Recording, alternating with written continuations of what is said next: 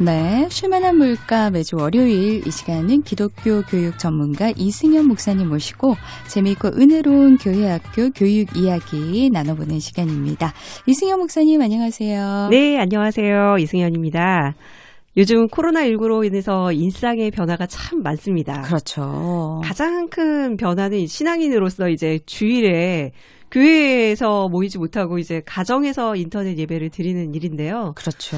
요즘 교회에서 모이는 신앙생활 못하니까 일주일이 어떻게 지나가는지, 오늘이 무슨 요일인지 계절도 모르겠고 정말 자꾸 다 잊고 살아가는 것 같아요. 진짜 그런 것 같아요. 아이들이 학교를 안 가니까 그렇죠. 계속 방학 중인 것 같아서 겨울이 끝난 것 같지도 않고 시간 가는 거, 계절 가는 거 정말 실감이 나지 않는데요. 많은 변화가 있었고 또 얼마만큼 이 변화가 이어질지 모르겠는데 그렇다고 해서 마냥 불안에 떨고만 있을 수는 없지 않습니까? 그렇죠. 그래서 오늘은 기독교 교육을 바르게 배우고 익혀서 우리의 다음 세대를 또 우리가 잘 길러내는 방법, 우리가 또 공부를 좀 해야 되겠죠? 네, 그렇습니다. 이럴 때일수록 다음 세대 신앙을 주일에 교회에만 맡기던 패턴에서 벗어나서요. 가정에서도 자녀들과 신앙생활을 좀 더욱 열심히 해야 하지 않을까 그런 생각 들었습니다. 네. 그 이야기를 아주 지난 시간에 진하게 나눠봤는데요. 네, 그렇죠. 네, 바로 부모가 교사다. 네. 그런 주제로 이야기했었습니다. 진정한 교사는 오직 삼위일체 하나님 한 분뿐이시지만 인간 교사의 역할이 있고 그 역할을 누군가에게 몰빵하는 것이 아니라 같이 함께 나눠줘야 하는데요. 그중에서도 부모가 먼저 첫 번째 교사로서 자신과 자녀의 신앙에 좀 관심을 가져야겠다. 그런 얘기 했었습니다. 그렇죠. 자, 그럼 오늘 주제는요. 다음 세대가 교사다. 네. 우리의 자녀들, 다음 세대들, 우리가 보기에는 철없고 어리기만 한 이 아이들이 우리의 교사다라는 얘기를 나눠보고자 합니다. 네. 다음 세대가 교사다. 네. 우리가 흔히 어른이라고 하면은 다 배운 사람, 교사 역할을 하는 게 당연하게 느껴지는데, 아이들, 다음 세대들은 항상 좀 배워야 되는 사람, 이렇게 인식을 하고 있잖아요. 또 아직 철없는 아이다, 이렇게 생각을 하는데, 다음 세대가 교사다, 굉장히 어떤 발상의 전환 같기도 하고요. 어떤 의미일까요? 예, 자녀 세대도 교사가 될 수 있다. 라는 얘기를 전 드리고 싶습니다. 사실 어린아이한테도 우리가 많이 배우잖아요. 그렇죠. 우리 어린이, 청소년, 청년들이 성인 세대의 교사가 될 수 있다는 생각을 저는 항상 합니다. 저희가 쉽게 배우는 기독교 교육 시리즈를 지금 계속해서 다루고 있는데요. 그중에서도 아까도 얘기한 것처럼 진정한 교사는 삼위일체 하나님이시고 우리는 하나님 앞에서 평생 배우는 위치에 있는 학생이다. 이게 전제라면 누구한테든 다 선생님이 되죠. 누구든 저희들에게는요. 서로가 서로에게 배울 수 있는. 네. 그래서 누구에게서나 배울 수 있다. 그 대상이 다음 세대도 포함된다라는 겁니다. 그렇군요. 말씀하신 것처럼 평생 공부, 인생 수업 이런 얘기들도 많이 하는데 우리 주위에 있는 모든 사람들이 우리의 교사가 된다. 이런 말씀이시네요. 그럼요. 제가 아는 교회 사모님을 연초에 뵀는데요. 이분이 이제 다음 세대 가르치는 사역을 시작하셨어요. 근데 저에게 너무 기뻐서 간증을 하시더라고요. 5살짜리 아이한테 말씀을 암송을 시켰는데 너무 생각보다 잘 외우고 그거를 가서 아빠를 가르치시더래요. 5살짜리가? 네, 아빠. 저를 따라서 한번 해보세요. 마치 선생님이 자기한테 했던 것처럼 똑같이.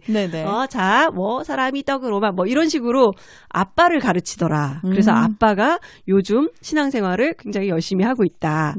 이런 얘기를 하더라고요. 그러면서 너무 행복하고 그 아이한테도 내가 배운다.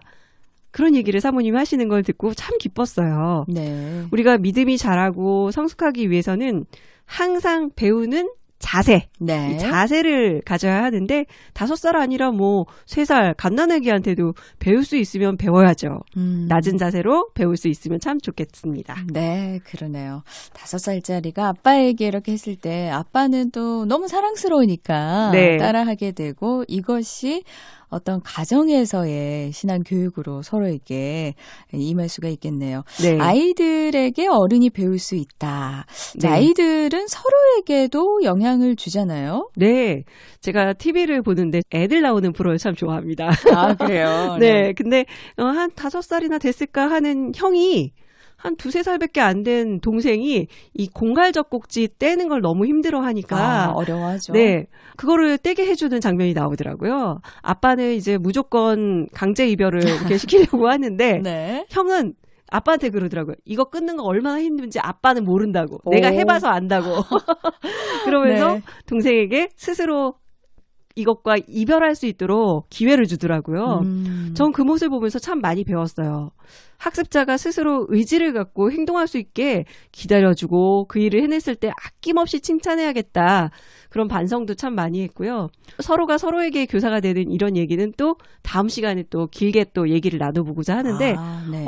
정말 어린이는 어른의 스승이구나 이런 생각이 참 많이 들더라고요. 네, 이 얘기 들으면서 저도 옛날 일이 생각이 나는데 젖병을 좀 떼게 하려고 네. 강제 이별을 시켰거든요. 큰아이를. 네. 그랬는데 그때 그 눈물을 뚝뚝 흘리면서 너무 슬퍼했던 모습이 저는 그렇게 해야 되는 줄 알았거든요. 그렇죠. 저희는 그렇게 생각하고 살아온 세대죠. 근데 나중에 커서 그 어릴 때 일을 기억하고 있더라고요.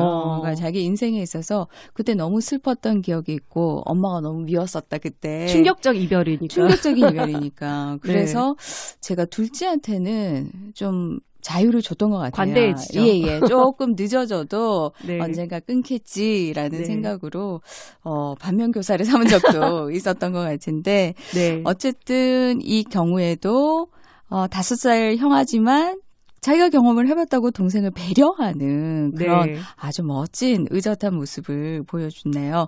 네. 그러면 이렇게 우리가 서로 가르치고 배우는 모습을 기독교 교육적으로는 어떻게 이해하는 게 좋을까요? 물론 성경은 어른이나 아이나 인간은 죄인이라고 말합니다. 그렇죠. 그러나 동시에 신앙교육은요. 하나님의 형상으로서 하나님의 선한 능력을 발휘할 수 있도록 도와주는 역할을 해야 되거든요. 그리고 우리 일상 속에서 교회만이 아니라 이제 가정이나 세상 속에서 하나님의 사람으로서 예수 그리스도의 제자로서 살아가도록 해야겠죠. 네. 그러기 위해서 우리 어른으로서 스스로 신앙 성장에 좀 관심을 가져야 할 것 같고요. 그리고 동시에 우리 다음 세대가 함께 성장할 책임이 있다는 걸 꼭 기억했으면 좋겠습니다. 네. 근데 동시에 하나님의 사람들인 우리의 다음 세대를 통해서도 하나님이 말씀하신다. 이것을 좀 기억했으면 좋겠습니다. 그래서 다음 세대는 가르침의 대상이기도 하고 가르침을 주는 대상이기도 하다. 네, 그래요. 우리가 다음 세대들에게 배운다고 할 때 어떤 부분을 주로 배워야 할까요? 말씀을 읽다 보면 그런 인사이트를 많이 얻는데요. 마태복음 18장 3절 4절 이런 보면 예수님이 웬만해서는 이렇게 강한 어조로 얘기 안 하시는데 되게 강하게 말씀하신 부분이 나와요. 이런 말씀 있잖아요. 예수님께서 한 어린아이를 불러 그들 가운데 세우시고 이르시되 진실로 예수님 말씀은 다 진실인데 진실로 또 강조하시는 거죠.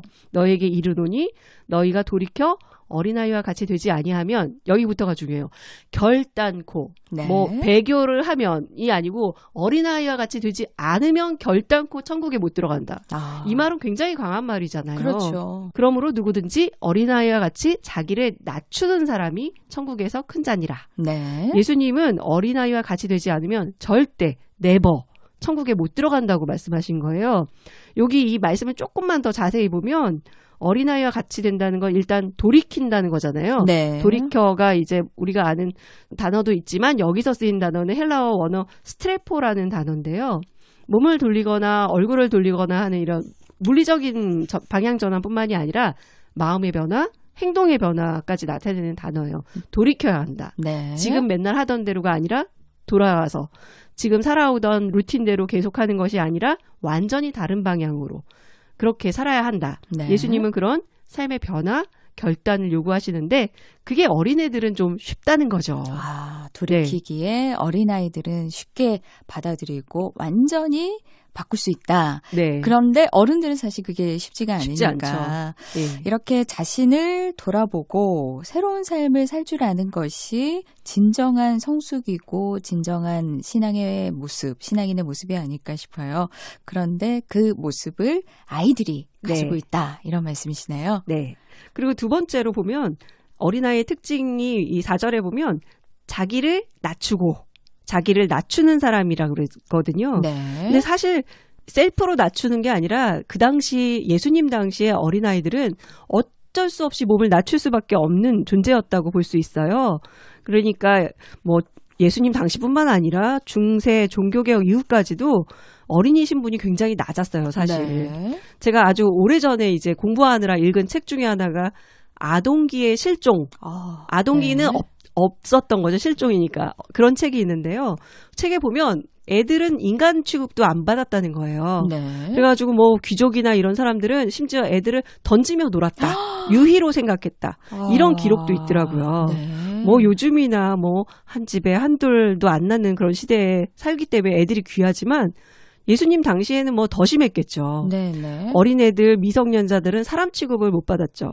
근데 예수님은 그런 어린아이를 되게 귀하다고 하시고 천국에서 큰 자라고 높여주시고 어린아이 같이 되지 않으면 천국에 절대 못 들어간다고 하시고 이런 걸 보면 어린아이가 어떤 모습이냐? 낮추는 사람. 네. 아무것도 가지지 못한 사람처럼 하나님의 은혜가 아니면 살 수 없는 사람이라는 것을 기억하는 그런 사람이 바로 낮추는 사람이다. 그렇죠. 예, 어린아이들은 어른들에게 의존해서 살아가잖아요. 네네. 그러니까 전적으로 어른을 신뢰하고 의지하고 살아가는 모습 이런 것도 본받을 만하고 그리고 어린아이들 모습 보면 참 천진난만한 예, 단순하고 네. 순수하고 말씀도 그대로 받아들이고 신앙적인 가치가 아닌 세상적인 잣대나 편견 이런 걸로 우리가 살아가잖아요. 어른들은.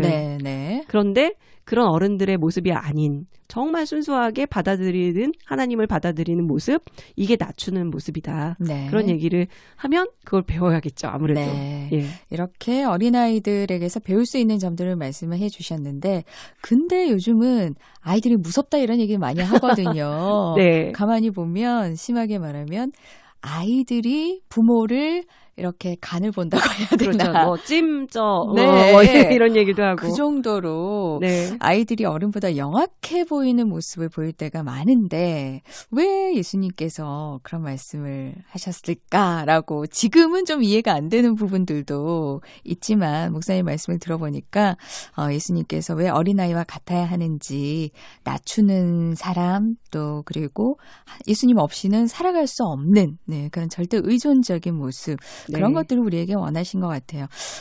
정말 그런 면에서 보면 왜 어린아이와 같아야 천국에 들어간다 하셨는지 이제 좀 이해가 되는 것 같습니다. 네.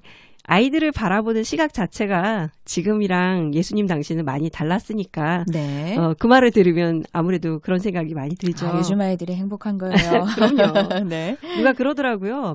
나는 어른인가? 소위 말하는 꼰대인가 알려면 네? 그 사람의 말을 들어보면 안다고 얘기를 합니다. 어떻게요? 자기보다 나이가 어려 보이는 사람에게 무조건 반말을 하면 하대하면 꼰대다. 어릴지라도 심지어는 어린아이일지라도 존중하고 존대하는 말을 하면 어른이라는 거예요. 네. 이 말은 저는 말도 중요하지만 우리 자세가 중요하다는 생각이 들어요. 자세구나. 말은 자세에서 나온다. 네. 우리는 하나님 앞에서 평생 배우는 과정에 있는 학생이다. 우리는 다음 세대에게도 배울 게 많다. 이런 마음가짐을 가지면 네. 그 자세를 가지면 말과 행동도 달라지는 거죠. 네. 물론 참 힘든 말이죠. 그렇죠. 요즘처럼 매일매일 24시간 한 지붕 아래서 다 큰 두 아들과 복작복작 아웅다웅 알콩달콩 살아가고 있는 이때 다음 세대에게 배우는 게 참 쉽지 않습니다. 네, 지적할 거리가 더 많이 보이니까요. 그럼요. 네. 그냥 막 하고 싶은 말이 입에 가득 차 있죠. 그러나 최대한 사이좋게 지내기 위해서는 가르치는 대상으로 보려고 하기보다는 신앙 안에서 함께 성장하고 함께 성숙해가는 신앙의 동반자다. 네. 라는 마음으로 요즘 제가 집에서 돌을 닦고 있습니다. 네. 신앙의 동반자 하다가 갑자기 돌을 닦고 있습니다로 끝이 났네요. 네. 생각해보면 저희 가정에서도 자녀들에게 참 많이 배울 때가 있어요. 네. 어쩔 때는 저희보다 자녀들이 더 신앙에 적극적인 경우도 많고요. 그렇죠. 자녀의 신앙생활에 자극을 갖고 자녀를 신앙 안에서 바르게 키우기 위해서는 성경을 더 배우고 싶다 이런 생각이 들 정도인데 오늘 말씀을 듣고 보니까 정말 그래서 다음 세대가 우리의 교사구나. 그리고 그런 마음 자세가 얼마나 중요한가라는 거를 좀 되돌아보게 됩니다. 그렇게 생각하시는 부모님들이 점점 더 많아지기를 소망합니다. 그럼요. 이 방송 함께 하시는 애청자 여러분들부터 마음과 생각이 하나하나 달라지실 거라고 믿고요. 네. 자, 지금까지 쉽게 배우는 기독교 교육 7번째 시간. 다음 세대가 교사다. 오늘 집안에 있는 우리 자녀들의 모습을 한번 찬찬히 좀 더 사랑스러운 눈으로 네, 사랑의 바라봐주시면 좋을 것 같아요. 지금까지 이승현 목사님이었습니다. 고맙습니다. 감사합니다.